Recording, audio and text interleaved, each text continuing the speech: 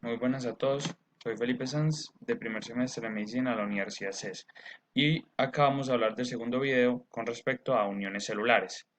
Entonces, con respecto a las uniones celulares son un conjunto de proteínas especializadas en la unión de dos células. Esto está dividido en tres partes. Dividido en zona apical, que es la parte de arriba donde están cilios y microvellosidades. Zona lateral, que luego la explicaremos, y zona basal. Bueno, en las uniones o en este caso en tipo lateral, acá podemos ver las zónulas, que es básicamente como un cinturón que abarca todas las caras laterales. La fascia, que simplemente coge una cara lateral pues, para unirla. Y las máculas, que son como pequeñas manchitas. Y acá está, en pocas palabras, como la membrana basal, que es el piso, literalmente, de la membrana. Listo. Ahora, hablemos de la zona lateral. La zona lateral está compuesto por muchas uniones. Entre las que tenemos las uniones ocluyentes, uniones adherentes y uniones comunicantes. Bueno, simplemente sin más, zónula ocluyente, en uniones adherentes tenemos zónula adherente, fascia adherente, mácula adherente. El hemiesmosoma y el contacto focal no hacen parte de la zona lateral, sino de la zona de membrana basal, pero son de las uniones adherentes. Listo. Eh, entonces, vamos a comenzar primero con las uniones ocluyentes. A ver, la zona ocluyente tiene como función sellar los espacios entre las células de manera lateral y regular el traspaso de las sustancias de la zona apical a la lateral. También funciona como un cierre de un velcro, básicamente se puede abrir dependiendo de ciertas circunstancias. Las proteínas, esto está dividido en tres. Tiene proteínas transmembranales que unen célula con célula, y la primera que vamos a mencionar es la ocludina, que básicamente ayuda a pegar las células.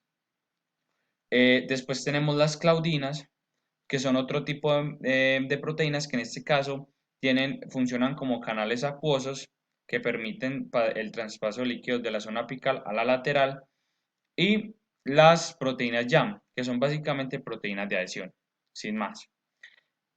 Las proteínas de placa citoplasmática, pues, o sea, después de esta zonita que podemos ver acá, o sea, que estas son las mencionadas, mírenlas acá, ocludinas, claudinas y proteínas YAM, que aquí también se ven, que están uniendo la membrana.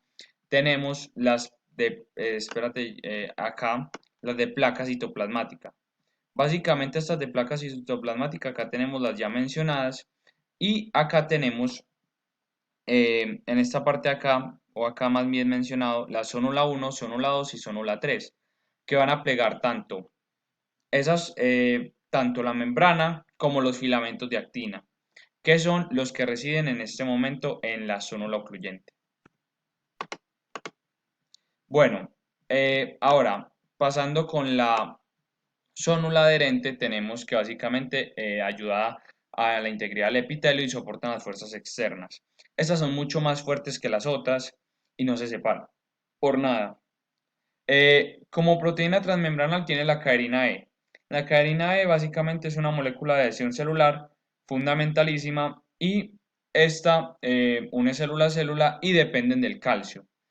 Después tenemos como proteína de placa citoplasmática la catenina, que también hace parte de otra familia de proteínas, y lo importante pues que acá se ve caderina E, que son las que unen las dos células, la catenina, que es de placa citoplasmática, y los filamentos de actina. Básicamente los filamentos de actina están involucrados ahí para pegarse junto con la catenina. Acá se puede ver en el ejemplo, miren cómo se ve la zónula adherente. Y acá tenemos otro caso en particular, mírenlo bien. La caderina E, la catenina y los filamentos de actina, que se ve muy claramente la unión que se hace. Después tenemos la fascia adherente y mácula adherente. Bueno, básicamente esto es la fascia adherente y es lo más importante, que ya lo habíamos mencionado, simplemente a unir una cara lateral de la célula. Y tiene mucha semejanza a una zonula adherente. Ya, eso es todo. Y acá se puede ver el grafiquito por si a alguien no le quedó claro. Aquí está.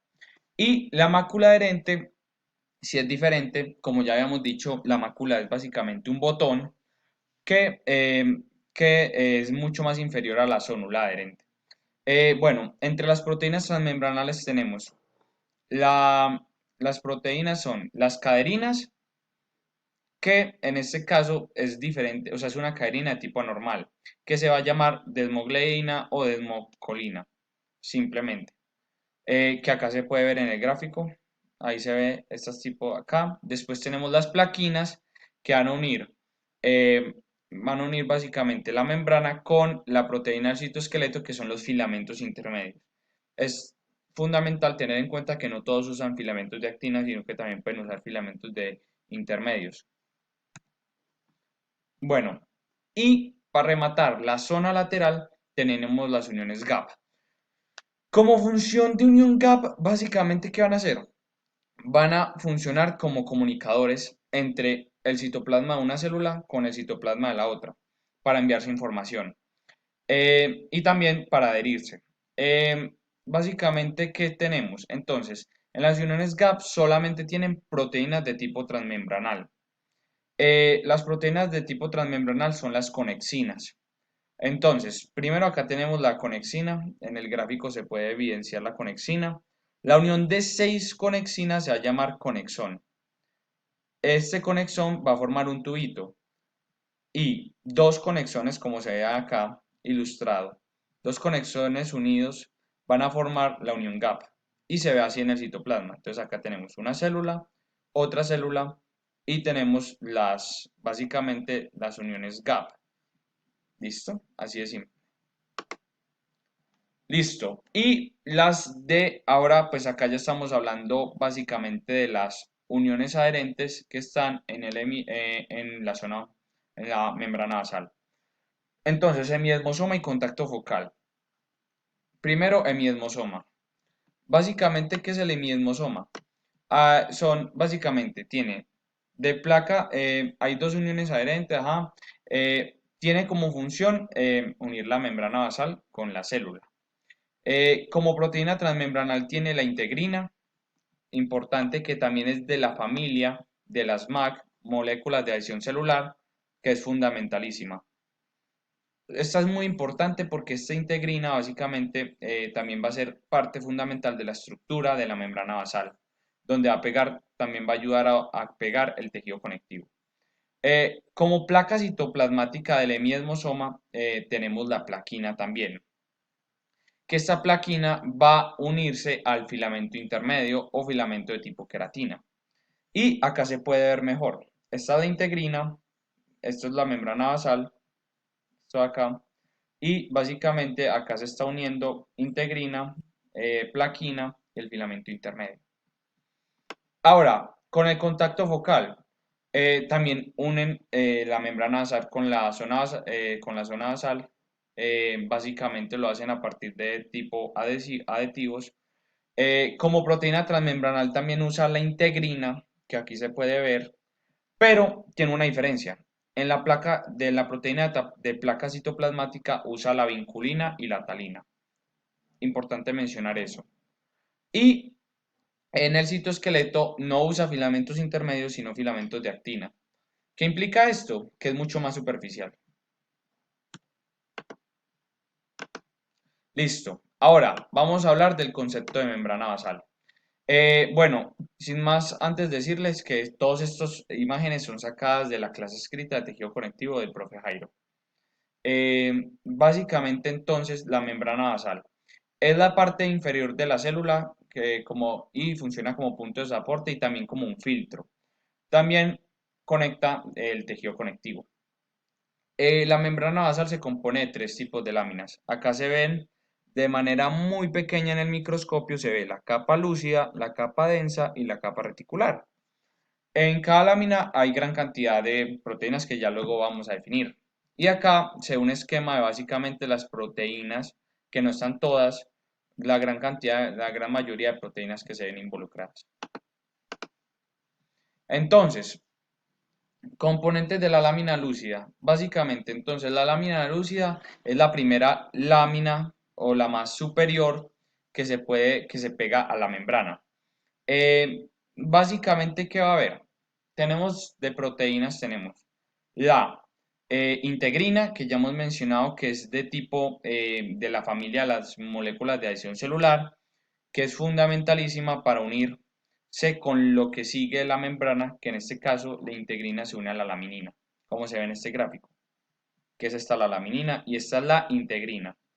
Eh, entonces, ahora hablando de la laminina es como en forma de cruz y este se acopla tanto a la integrina como a la entactina. O sea, es como un punto medio. Y la entactina es básicamente la última proteína de la lámina lúcida y es la de más abajo. O sea, es esta de acá, que se ve aquí con unos punticos.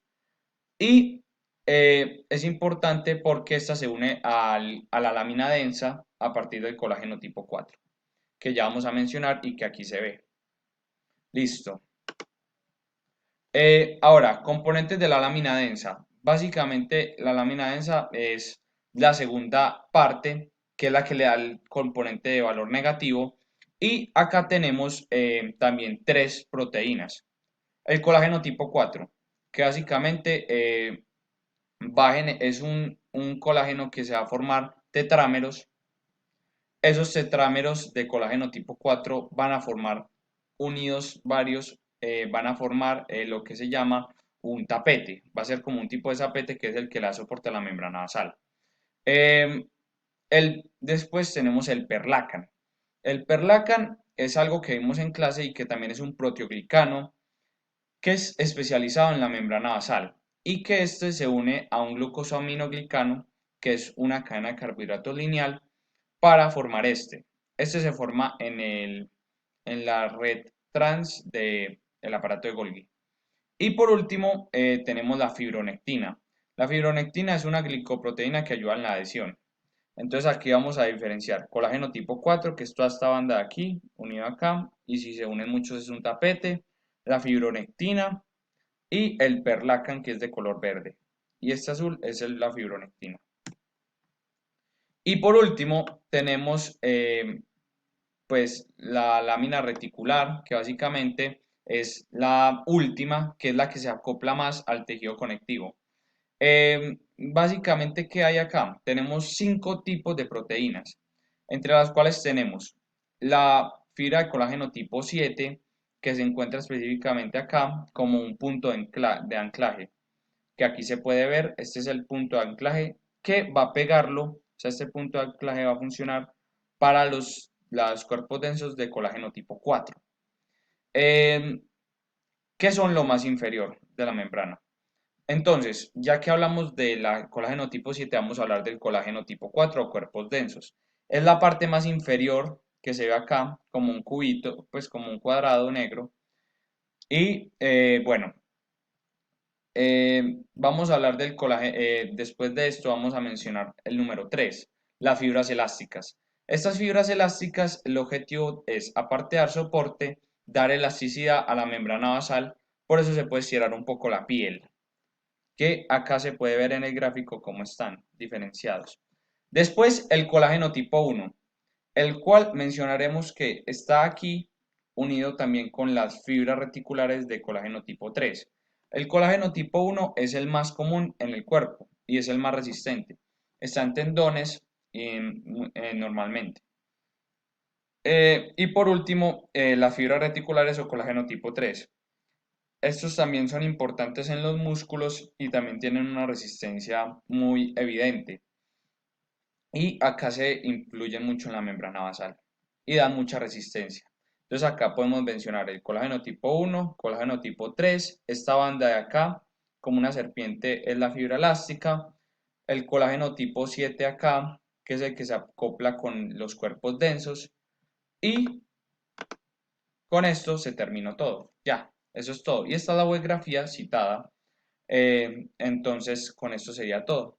Muchas gracias.